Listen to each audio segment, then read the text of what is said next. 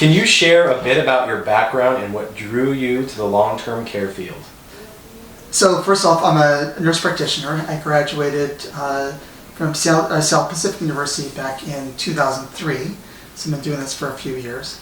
So I made my way to long-term care by first starting out actually working in rheumatology. Also worked as part of a larger clinic, so I worked in rheumatology as well as cardiology and nephrology. So I have more of that internal medicine background. And then from there, I worked as a hospitalist in the hospital system, working in PCU, ICU, all the different areas in the hospital. And then from there, I actually ended up working in hospice, working in facilities taking care of people at the end of their life.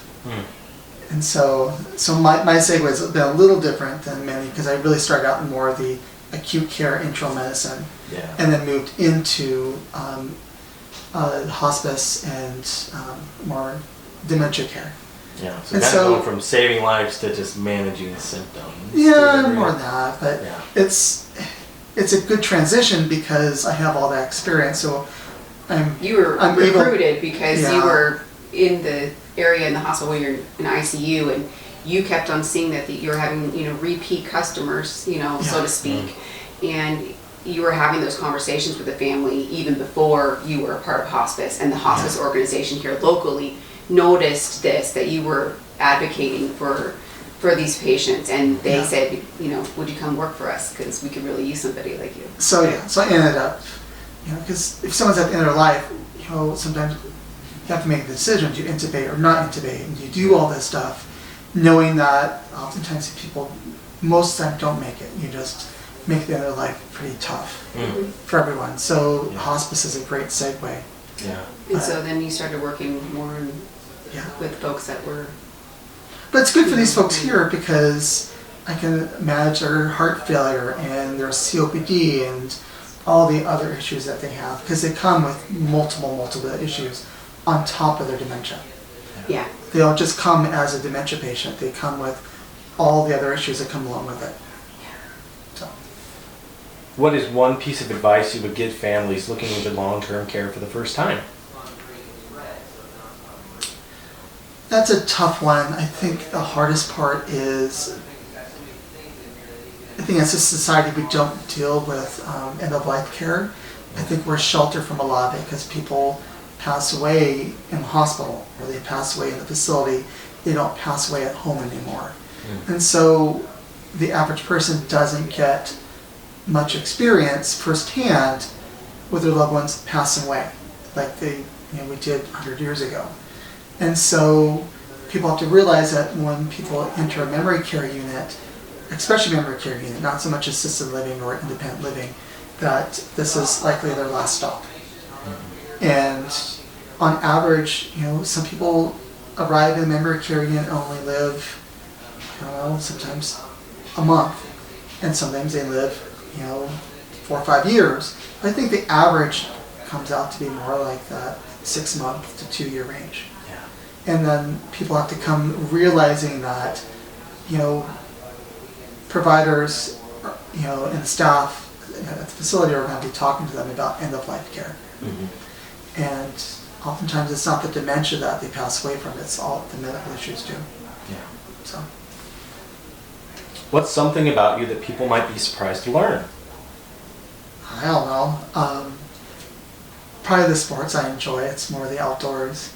But this is normal stuff, like rock climbing and bicycling and all sorts of things. Marathons, triathlons. Not the average human are doing marathons. Oh no, people do. It's normal stuff. In this day and age, it's a small percentage, I feel. But it's a pretty robust community, though. Okay. Of crazy people. Yes.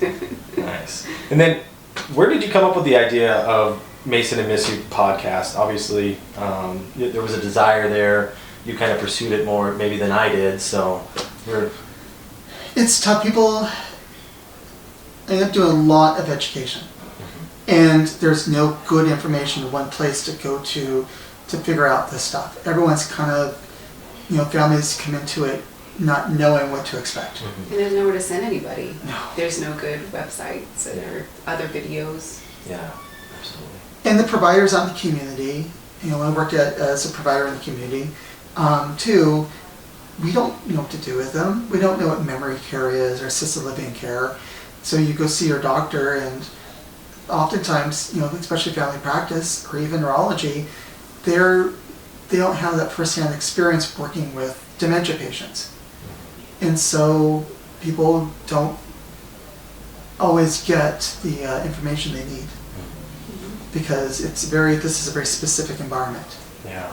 I hear that a lot of times when families are speaking with you, they're so grateful because they've been to the neurologist, they've been to other primary care or in the hospital, and they've not been able to have the frank conversations that you have with them and are able to explain it all. So I think this is a nice way, when people are first coming into it, we can hopefully then direct them to these videos now.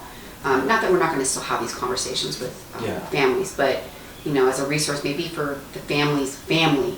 I spoke with, Aaron, I spoke with Riley, but then there's this video, Mason, Misiuk, go look and get. The biggest issue I see with providers, nurse practitioners, physicians, is time. When I work in the hospital and dealing with end-of-life issues, I can remember working many 14-hour shifts because the family needed, an hour of my time. Well, that hour of time, that time I gave them, pushed me out to leaving the hospital at 9 p.m. or 10 p.m. because I still had to get all my other stuff done. So providers, MPs, physicians, etc., everyone's so stressed for time that we don't have time to sit down with patients and to give them the time they need to do the education piece. The education piece gets lost because there's so much pressure to deal with the immediate things we have to get done. Yeah.